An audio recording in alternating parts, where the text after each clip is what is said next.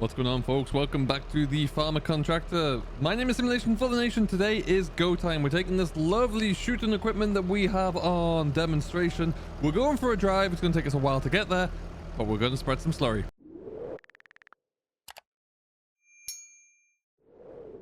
And away we go, folks. We're off. We're heading out to a farmer who I've known for a little bit, been in communication with and done a few small jobs in the past, but when I was talking to him recently, man by the name of David, we are going to go and spread some slurry for him.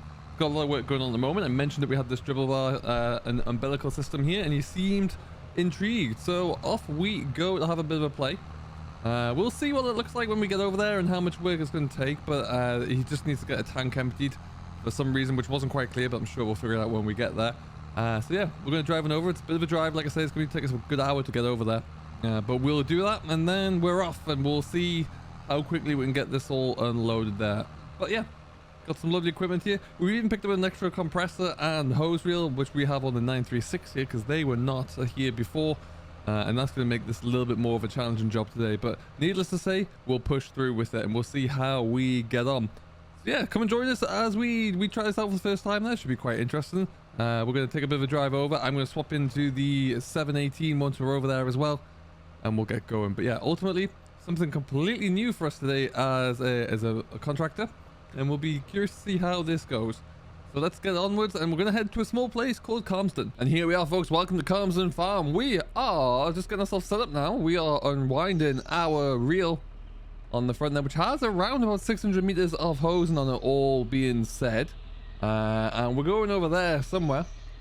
And then once we get this all wound out, there's another reel on the front of the fence with the actual dribble bar out on the back, and so we'll connect those two up and we'll see where we go from there. But today, this is all very much just going to be the first time out really doing a big job, so it's not really a big job, but our first serious job. So we'll see how we get on.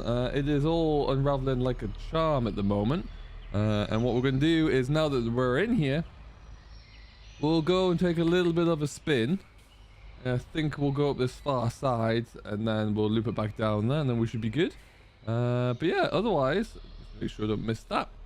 We're looking good. Now I'm going to actually jump over into the applicator tractor there once we're ready to go. Once it's all set up here, got an idea of what we need to do to set this up properly, so we're just going to leave a be.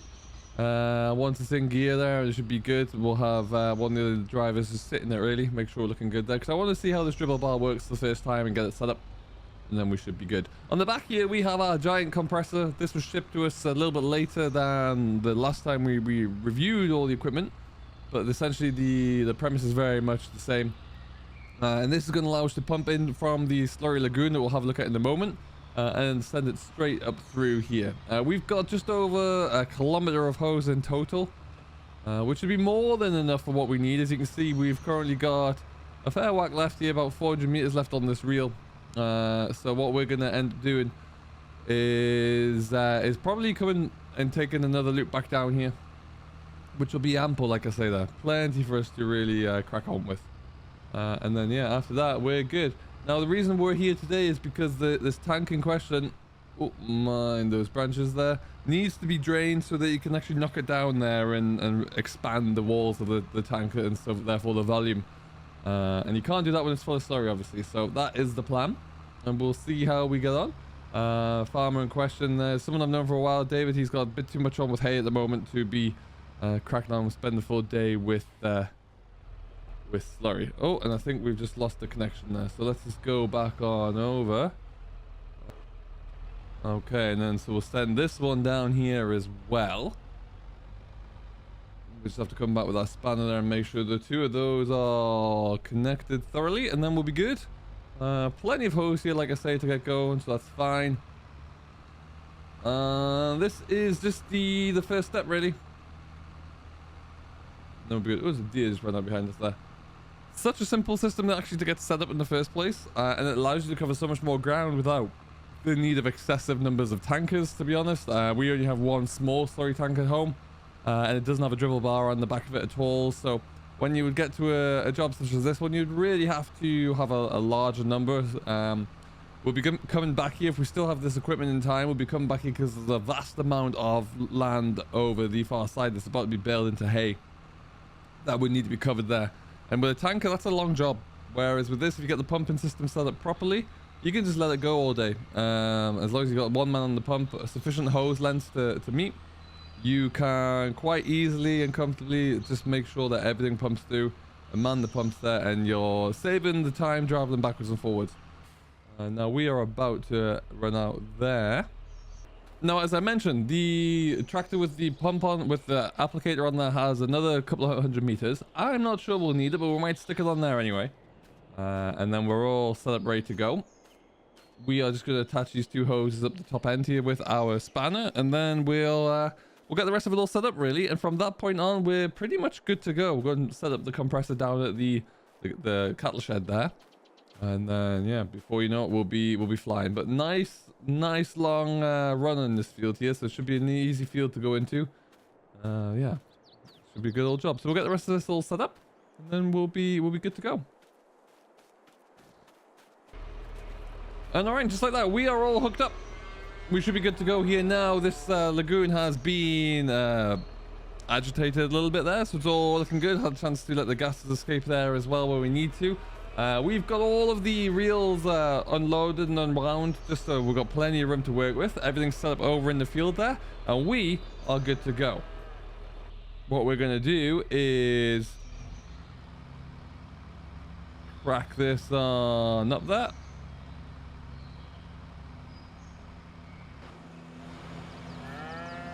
And now we need to get ourselves away pretty quickly. Jump on over to the other tractor. We'll let the driver stay in this one. We've got some spreading to do. And just like that. So, I've got my GPS set up there already. So I should be able to knock on in. Although for the first pass, I'm probably not going to. Let's just do a bit of that. And then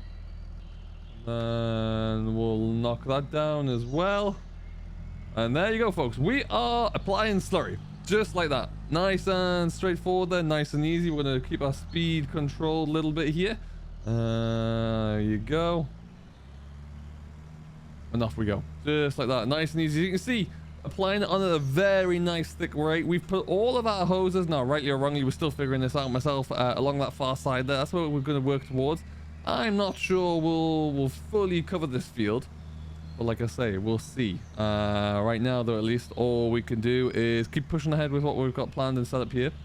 And then we'll see how it works. Like I say, GPS is working here. There are sensors on this spreader that we can dial on into our yield mapping as well if we have any customers who are looking to function with that. Right now, of course, we don't know, but that's certainly something we could do, so we could see how much slurry we're putting down per acre. Even going down to per square meter there, I do believe. So we should really be able to confirm and control exactly what that looks like. But for right now, what we're doing is being able to efficiently cover as much ground as possible and clearing out the tank there where possible. And yeah, it looks like it's going pretty well. We'll get to the end of this run and we'll turn it around. Gotta be careful of this mountain of, or island of trees in the middle. But yeah, then we should be good. Yeah, I'm quite impressed with how this is working here. Actually, we've got a two-way radio setup working so that we can hear and control what's happening at the pumping station if anything goes wrong. So the driver there can keep an eye on things and let us know. And otherwise, that's pretty much how it goes. Nice and straightforward, really. Beautifully simple. And a really good little setup here, actually. Now, of course, if we were to actually go ahead and buy these, it would be astronomically expensive to implement this straight away. We're not going to be doing that. This is very simply just a trial at the moment. We're going to be looking into some solutions at some point because we have been asked by the biogas plant there to contract out the removal of their digestate. So we'll have to see where and what that looks like. Now, we are probably a couple of weeks away from going back in for a second cut on some of their ground. And then after that, there will be ryegrasses as well. And whole cropping may well become an opportunity there as well soon. So we'll have to see what that looks like. Now, you'll see that bar on the back there prevents you when you're turning from running over your hose, which is a very nice little touch.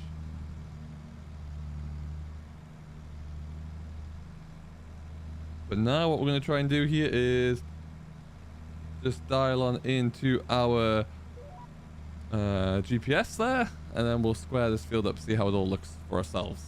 And as you can see, we've got a variable rate applicator in the top corner there as well, which is showing us, because the GPS is starting to square our lines up here a little bit more, so it's letting us see where we are. And what I think we're going to probably do is actually move over to the other side, so we're working away from the hoses at any given time. As you can see right ahead of me here, we are about to run into an issue where we perhaps will run into one. So with that being said, we'll just get to the end of this pass here, and then yeah, we'll probably just switch on over to the other side there and continue. But yeah, applying a good level of slurry here though anyway. Currently the levels are very, very low, so we're putting down about 15 cubic meters per hectare at the moment there. And this field could still take a bit more there, it does seem. But anyway, what we're going to do is just lift up around about here actually.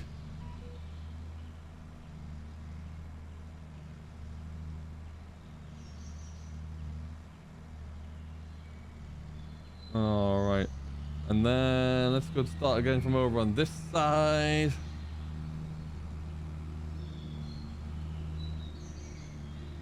And then we'll work our way back on over there. It sounds like a good enough plan for me. Like I say, still very much learning the process for these hoses here to see how effectively you can use them. But yeah, I think we'll get it all figured out sooner rather than later. So let me know what you think. Let me know what you're cracking on with as well at the moment there. If you're in any harvest work there, or if you two are getting slurry out at the moment, would love to hear what you're getting on with, and if you've used any dribble bar setups in the past. But yeah, like I said, this is a very much a first time thing for ourselves here, so it's interesting to see how it works there and what we need to do to ensure that we get the most efficiency out of it, but also to ensure that we are following best practices really. One of the great things I do like about this is that it's very accurate when it is applying the slurry, so it's not just spreading it, broadcasting it across from your usual splash plate, which means it's less likely for runoff, which is always good for the environment there. Particularly there is a body of water down that hill there. I think there's a small stream down there, so you want to try and prevent as much water from, or slurry from, going into a water course as is possible. Yeah, that's certainly something that is achievable with this setup here. And it's also quite quick, like I mentioned. That is always pretty handy. We'll get to the top here, we'll turn ourselves around, and then we'll have a look into it to see what it's all looking like. Alright, and so it's we've hit a little bit of a blockage back at the pump there, it seems, so we've had to stop for now, but they'll figure that one out down there. I might go and have a look in a moment to see how it's looking, but here we are. Really, this is our setup. I really like the fact that we have sufficient space here at the back to turn around with ease, so we're not running over anything. As you can see though, plenty of slurry being applied on here. It's looking really good, good even coverage there. But at the same time, it's not running off, which is perfect. Being able to just go straight into the ground where we need it, and not polluting anywhere else. Really simple setup to get running, really. As we switch that off, we're going to have a walk back down. I must say it's really simple to get set up with. Very pleased with that aspect of it. No issues, no complications along the way there. Just nice and easy. Unravel the hoses from your lagoon or your tower, I guess, and then you're away with it, really. So very, very pleased with that. We should be looking good. We're going to have a little peek down to see what this blockage is, if there is one, and then we can get our plan figured up just to get this wrapped out. I mean, this is a lovely little farm to be at, actually. Very nice. Quite an old building, but still stunning. Really, really is good. And around we go. It's going to be quite a cattle operation once they get that next shed up there as well. Here is the 936.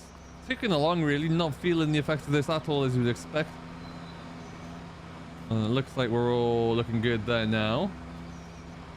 And alright, it looks like we've used about half the tank up there already, which is quite something. So, we'll go back up there and get this all firing again. Make sure we can get this all finished off nice and quickly. But we'll leave this bit for here, and we'll come back with more in next week's video as well. So until then, thank you very much for watching. As always, I do hope you have enjoyed. I have been Simulation for the Nation, and we will see you all in the next one. Till then, do stay safe, enjoy what you're doing as always, and we'll catch you later.